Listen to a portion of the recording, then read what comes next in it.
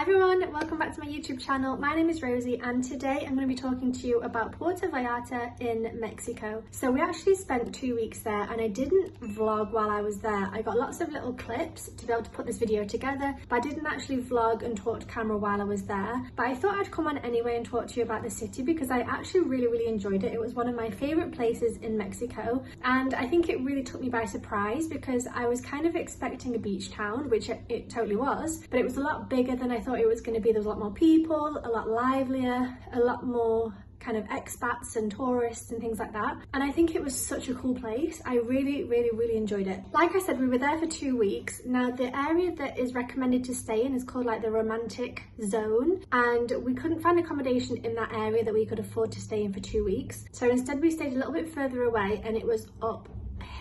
It was up a fucking big hill, which meant that every day if we went down to get some food, go down to a restaurant, go down to the beach, we'd have to climb back up. And if it was in the middle of the day, say for example we went to the beach in the morning and we're climbing back up this hill at like 11 a.m, 12 p.m, like midday, honestly I thought a couple of times I was going to faint. It was so hot but also so steep and so high, so I wouldn't necessarily recommend staying there. I think it was good for, you know, it did the job. The apartment was actually quite nice. It was just like a basic white kind of boxy apartment, but the location I would say was not ideal just because of this steep hill. So I'll leave it linked below if you want to check it out anyway, but if you have more of a budget I would definitely recommend staying more in the romantic zone because it looked gorgeous. So a couple of things, the beaches were really nice in Puerto Vallarta. There's quite a few, it's quite a large area, so the beach that we were on was a little bit more pebbly and there was a little bit of, not foam, but you know, just kind of ickiness, what's the word I'm looking for? Sewage maybe in the water one of the days. We didn't go for a swim but we went the other days. And then as you get more into the romantic zone, that's where the nicer beaches are with sand and things like that. So definitely recommend staying down in that area if you can afford it because it was gorgeous. There was loads of apartments, loads of hotels, loads of restaurants. It was so touristy but in a really nice way. Although I will say that because we are tourists, we got offered drugs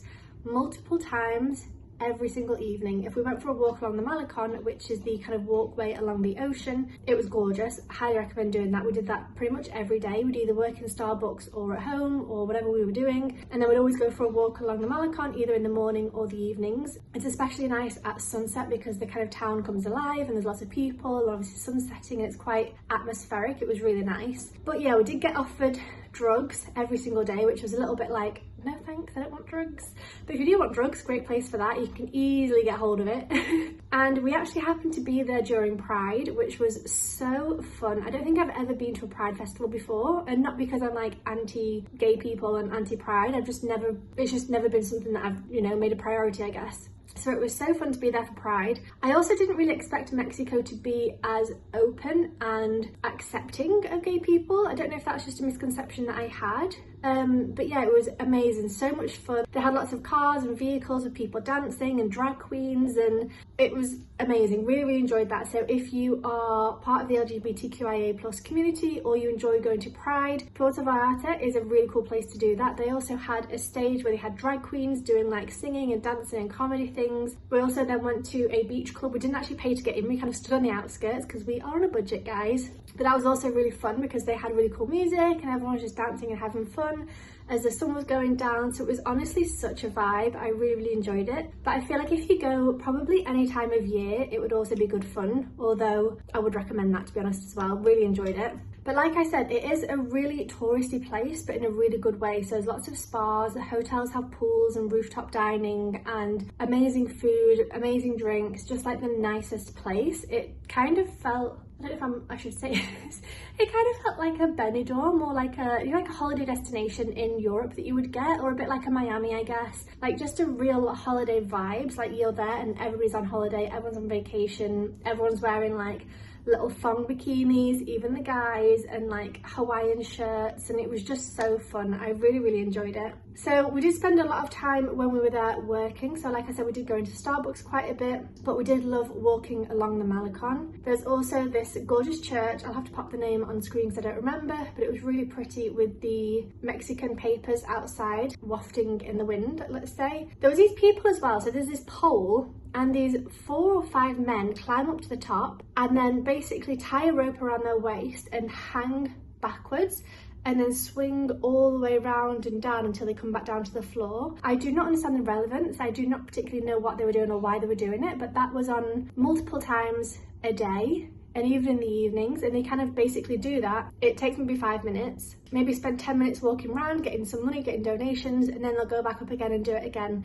So they must get dizzy, because honestly, hanging upside down and swinging around by your waist does not sound like fun. But that was definitely one of the things that we saw a couple of times. There is also a bridge between the area where we were staying and the zone Romantica, the romantic zone. So there's a bridge going across there, and a couple of nights we saw a crocodile or alligator, I'm not sure which one, just hanging out on the beach in the water. And I think it's quite dangerous because there was no signs anywhere saying there was this crocodile or alligator. I'm just gonna say crocodile because I don't know which one it was, but there was no signs saying there was crocodiles. There was no kind of fencing or anything like that. So luckily we saw it because we kind of walked over the bridge and it was just below where we were standing. So we saw it. But if you're just kind of walking along the beach and happen to go and look at this section of water, you literally could walk right next to it, and it was there all the time. So it is a resident croc. Like, it doesn't, as far as I know, it doesn't go anywhere else. It was just kind of there most of the time. So I do think that was a little bit scary, I'll be honest. So if you have kids, make sure they don't just go off and wander around this certain area. But yeah, I think the main highlight was watching the sunset and walking along the Malacon. Like I said, it was just such good vibes, watching the boats, watching people drinking and eating and having a good time. There's also a couple of bars and clubs where they have kind of the go-go dancers outside, like the girls not wearing much, and like neon lights and flashy lights, and it felt very Ibiza or that kind of vibe. But there's literally like 3 or 4 in a row and then none anywhere else. So it's quite nice that they were all put together, and you can kind of avoid it if you want to, or just walk fast past it, but it still felt safe and everything felt really fine, apart from, like I said, people trying to sell us drugs. The rest of it felt really safe and really inviting, and yeah, it was really, really nice. So we were also there for our wedding anniversary and our anniversary of being together. So we decided to go and do a chocolate making course, and this was actually so good. Like, I do love chocolate anyway, so I probably would have enjoyed it either way.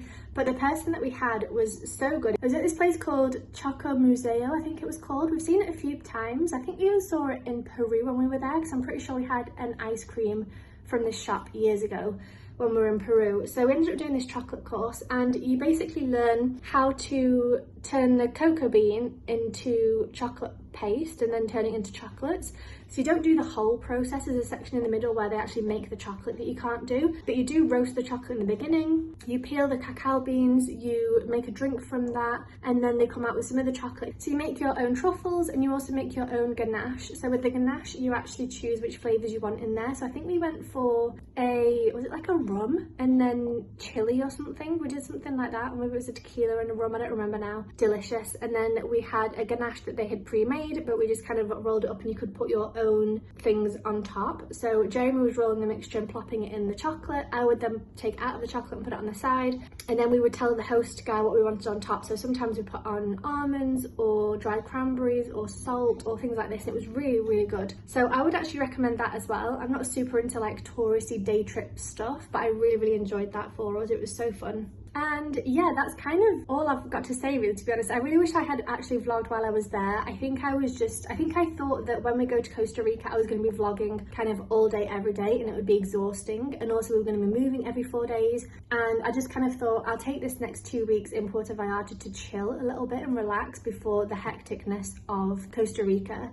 So I didn't actually vlog, but like I said, I did get some videos. So I hope you enjoyed this one, having just a little bit of a look around at Puerto Vallarta. I would highly recommend. I think it's probably one of my top 5 places in Mexico. And we went to 15 places, or 16, something like that, in the space of about 4.5 months. So we saw a lot of Mexico, and it was definitely top 5, I would say. Really enjoyed it. Such a good holiday destination as well. If you want to get away and you don't want to be in Spain or Miami or whatever it is that you usually go to, I do think it was a really good holiday destination for families, for couples, for friends, that kind of thing. So yeah, I hope you enjoyed this video. And the next couple of videos, I'm going to be doing one talking about the finances of Mexico, how much it cost us for 4.5 months in Mexico. The other one is going to be talking about a recap, so our top 3 favorite things from each place, and then just kind of a general overview of our time in Mexico. And then we'll be moving on to the Costa Rica vlogs. So thank you so much for watching this one. I hope you enjoyed it, and I'll see you in the next video. Bye.